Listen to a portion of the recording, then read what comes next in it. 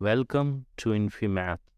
Rotation matrix, इन particular एक 2x2 rotation matrix. 2x2 rotation matrix क्या करता है? तो 2x2 रोटेशन मैट्रिक्स एक वेक्टर इनपुट लेता है x एंड y, और इसका जो आउटपुट होता है x बार और y बार, ये जो वेक्टर होता है ये इस वेक्टर से theta angle anti clockwise rotated होता है। यानी कि अगर ये मेरा xy प्लेन है, ये मेरा वेक्टर x और y है, तो इससे थीटा एंगल से जब हम लोग एंटी क्लॉकवाइज रोटेट करेंगे हमें एक नया वेक्टर मिलेगा और उसे हम लोग नाम देंगे x बार y बार, और वो वेक्टर इस मैट्रिक्स मल्टीप्लिकेशन से मिलता है। तो रोटेशन मैट्रिक्स एक बहुत इंपॉर्टेंट मैट्रिक्स है और इसका एप्लीकेशन मैथमेटिक्स के हर फील्ड में और उसके बाहर भी हर जगह मिलता है। इस वीडियो में हम लोग इस रोटेशन मैट्रिक्स को निकालना सीखेंगे बेसिक ज्योमेट्री यानी 10th क्लास तक की ज्योमेट्री का यूज़ करके, या आप कहें तो 11th-12th क्लास की ज्योमेट्री का यूज़ करके, complex analysis mainly complex number के मल्टीप्लिकेशन की प्रॉपर्टी का यूज़ करके, और लीनियर अलजेब्रा की मदद से। तो हम लोग इस तीनों टेक्निक से इस एक मैट्रिक्स को निकालना सीखेंगे। तो जो सबसे पहला हमारा वे होगा वो होगा ज्योमेट्री। तो ज्योमेट्री की मदद से हम लोगों को ये मैट्रिक्स निकालने के लिए हम लोग इसे एक ड्रॉ करते हैं, एक सर्कल। मान लीजिए ये हमारा x एक्सिस है और ये हमारा y एक्सिस है। अब मान लीजिए ये हमारा वेक्टर है x, y, और ये जो है x एक्सिस से अल्फ़ा एंगल बनाता है। अगर हम इसे रोटेट करेंगे तो इसका जो इमेज होगा वो हमेशा इस सर्कल पे लाई करेगा। चूँकि रोटेशन से लेंथ नहीं बदलता है, इसलिए जो वेक्टर हमें मिलेगा वो इसी सर्कल पे लाई करेगा। मान लीजिए हमने थीटा एंगल से रोटेट किया और हमें जो नया वेक्टर मिला वो मिला x बार y बार। तो हमारा x और y वेक्टर क्या होगा? तो x और y वेक्टर को हम लिखेंगे r cos alpha r sin alpha, circle की ज्योमेट्री से। क्योंकि हम लोग जानते हैं ये जो x है ये इसका एक राइट एंगल ट्रायंगल होगा, तो अगर ये r है, ये अल्फ़ा है, तो ये वाला पार्ट हो जाएगा r cos अल्फ़ा और ये वाला पार्ट हो जाएगा r sin अल्फ़ा। उसी तरह x बार और y बार क्या होंगे? तो x और y बार के केस में जो वेक्टर का एंगल हो जाएगा x एक्सिस से वो हो जाएगा थीटा प्लस अल्फ़ा, ये दोनों ऐड हो जाएंगे, और हमारा x बार y बार होगा r cos theta plus alpha r sin theta plus alpha. और जब हम इसे cos थीटा प्लस अल्फ़ा के फॉर्मूला पे एक्सपैंड करेंगे तो ये हो जाएगा r cos theta cos alpha minus r sin theta sin alpha, और सेकेंड कोऑर्डिनेट हो जाएगा r sin theta cos alpha plus r cos theta sin alpha. और जब हम लोग इसे मैट्रिक्स प्रोडक्ट में लिखेंगे तो ये हो जाएगा cos theta minus sine theta sine theta cos theta, और इसे हम लोग लिख सकते हैं r cos alpha r sin alpha. और हम लोग देख सकते हैं कि ये जो पार्ट है वो एक्चुअली यही पार्ट है, तो इसे हम लोग फर्दर लिख सकते हैं cos theta minus sine theta cos theta x times y। और इस तरह ये हमारा रोटेशन मैट्रिक्स हो गया r थीटा और ये वेक्टर हमारा हो गया x y। तो इस तरह जो रोटेशन मैट्रिक्स हमें ज्योमेट्री की मदद से मिला वो मिला cos theta minus sine theta cos theta. अब हम लोग इसे दूसरे तरह से निकालते हैं, यानी कॉम्प्लेक्स एनालिसिस का यूज़ करके निकालते हैं। बेसिकली हम लोग कॉम्प्लेक्स नंबर के मल्टीप्लिकेशन का यूज़ करेंगे, और इसमें जो कंसेप्ट ये है कि अगर हम किसी complex number x plus i y को e to the power i theta से मल्टीप्लाई करते हैं, यानी e to the power i theta multiplied by x plus i y करते हैं, तो जो कॉम्प्लेक्स नंबर होगा वो थीटा एंगल से रोटेट हो जाता है। तो इस थ्योरी का हम लोग यूज करेंगे। तो मान लीजिए हमारा ओरिजिनल जो वेक्टर है वो हमारा x प्लस आई वाई है, और इसे हम लोग e to the power i theta से जब मल्टीप्लाई करेंगे तो हमारा नया वेक्टर मिलेगा, और वो होगा x bar plus i y बार।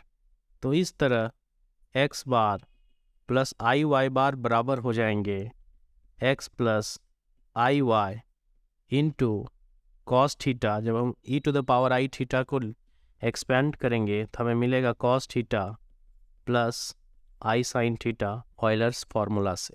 जब हम इस दोनों कॉम्प्लेक्स नंबर को मल्टीप्लाई करेंगे तो हमें होगा x cos theta minus y sine theta, ये होगा इसका रियल पार्ट, और प्लस आई टाइम्स हो जाएगा x sine theta plus y cos theta.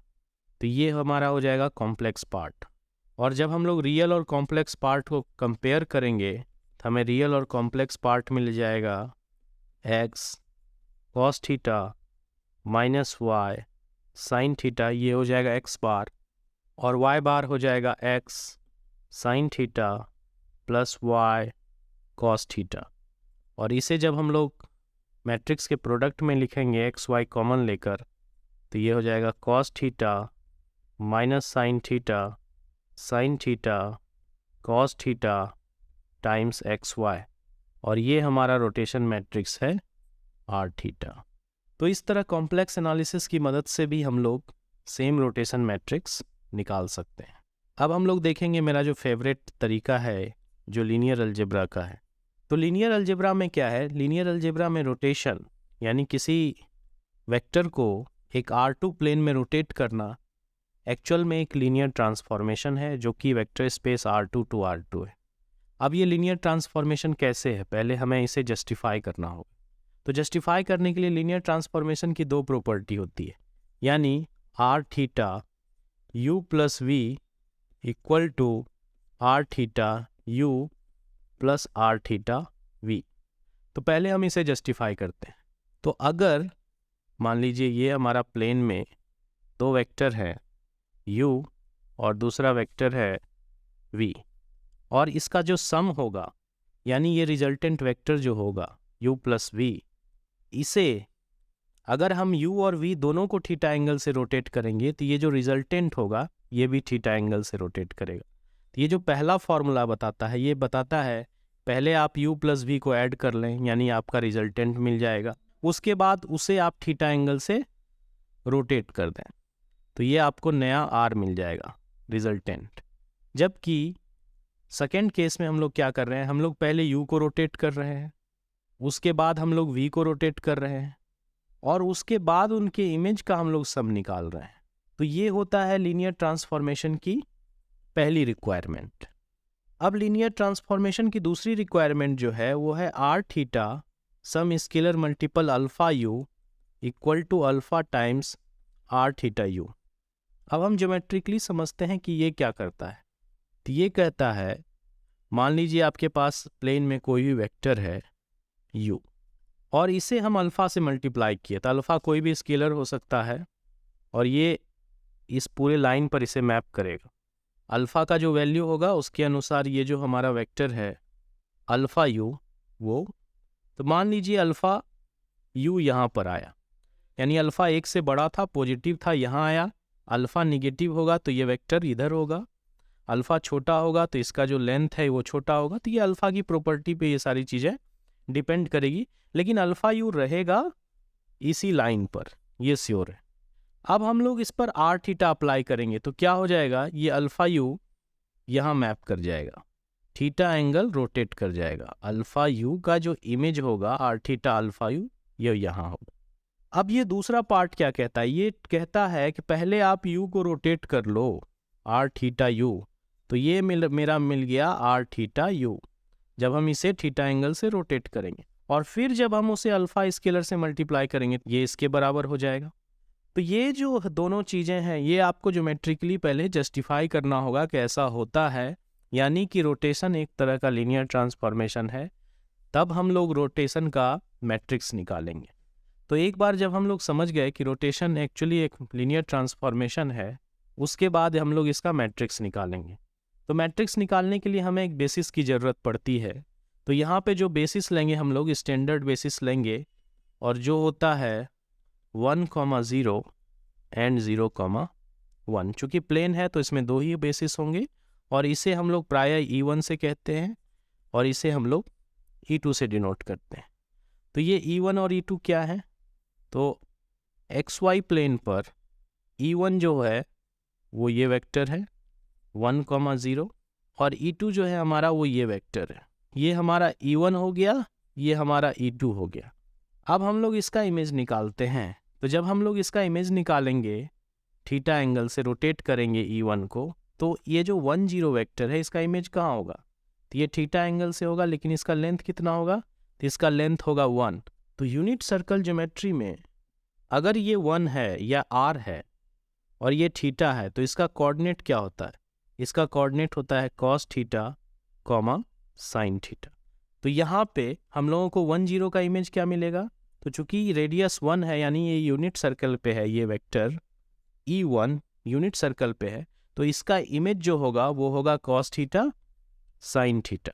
तो r थीटा E1 बराबर हो गया cos theta comma sine theta. जब हम लोग इसके बेसिस के टर्म में लिखेंगे तो इसे हम लिख सकते हैं cos theta times E1 into sine theta times E2। इसी तरह हम लोग r थीटा E2 निकालते हैं। तो देखिए ये हमारा E2 है और जब हम लोग इसे थीटा एंगल से रोटेट करेंगे तो हमें ये वेक्टर मिलेगा, ये थीटा हो गया। तो थीटा प्लस π/2, यानी इस पॉइंट का कोऑर्डिनेट क्या हो जाएगा? तो इस पॉइंट का कोऑर्डिनेट हो जाएगा cos theta plus π/2 comma sine theta plus π/2। ये भी यूनिट सर्कल ज्योमेट्री से, क्योंकि यहाँ पे जो एंगल है इस वेक्टर का ये है थीटा प्लस π/2, तो इस पॉइंट का कोऑर्डिनेट क्या हो जाएगा? cos theta plus π/2 comma sine theta plus π/2, ये हो जाएगा।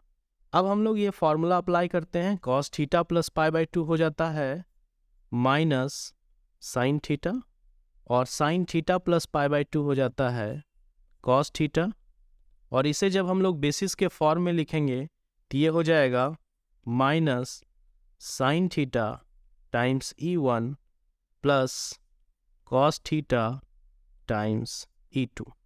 और अब रोटेशन का मैट्रिक्स लिखना बहुत आसान है। अब हमें कुछ नहीं करना है, हमें ये जो बेसिस से जो कोफिशिएंट मिला है इसे कॉलम में लिख देना है।